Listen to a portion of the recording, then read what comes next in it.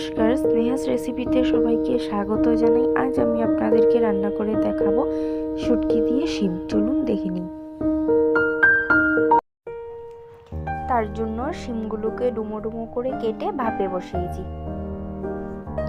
আর এদিকে শুটকি মাছটা আমি ধুয়ে পরিষ্কার করে নিচ্ছি।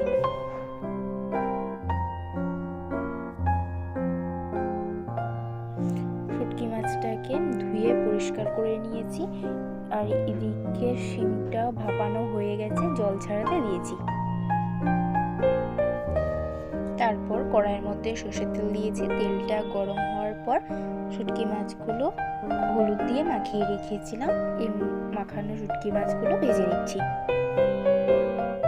আপনারা যারা যারা সাবস্ক্রাইব করেননি অবশ্যই করে নেবেন, আমার নিত্য নতুন ভিডিওগুলো সবার আগে আপনারা পাবেন।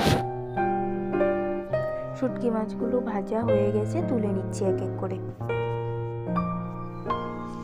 এরপর ওই একই তেলের মধ্যে সামান্য তেল দিয়েছি। তেলটা গরম হওয়ার পর শিমগুলো দিয়ে দিচ্ছি, দিয়ে ভেজে নেব।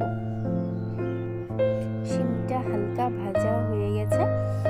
এর মধ্যে এখন 7-8টা চেরা কাঁচা লঙ্কা দিচ্ছি, আপনারা ঝালটা বুঝে দেবেন। শিমটা ভাজা ভাজা হতে থাক, ততক্ষণে কিছু মশলার মিশ্রণ আমি করে নিচ্ছি। একটা বাটির মধ্যে 1/2 টিস্পুন হলুদ গুঁড়ো, 1/2 টিস্পুন জিরে গুঁড়ো, লবণ স্বাদ অনুযায়ী, 1/2 টিস্পুন ধনে গুঁড়ো, 1/2 টিস্পুন লঙ্কা গুঁড়ো জল দিয়ে গুলে মশলার মিশ্রণটা দিয়ে মিশিয়ে নিচ্ছি।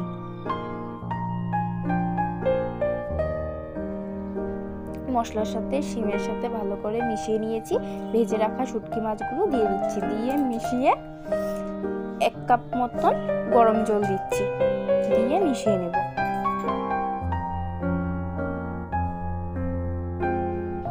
ঝোলটা ফুটতে শুরু করে দিয়েছে। উপর থেকে ধনেপাতা দিয়ে দিচ্ছি, ধনেপাতাটা অপশনাল, দিয়ে নামিয়ে নেব।